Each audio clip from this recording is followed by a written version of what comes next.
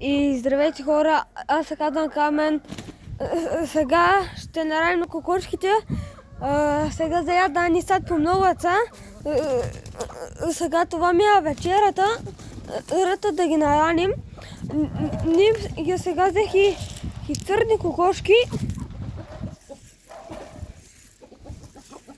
Ето нататък.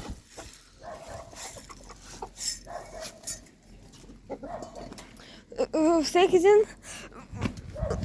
ден взимаме различно яйца. Понякога на лице са 16 кокошки. Понякога взимаме по 9-10.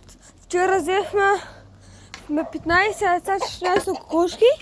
Да видим тук дали има яйци. Добре. Тук няма.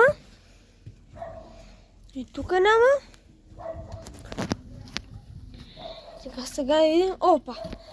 Тук има майночко яйце. Те има кого са мацали. Ще трябва да го комия. И хора, както виждате. Така. И от мен.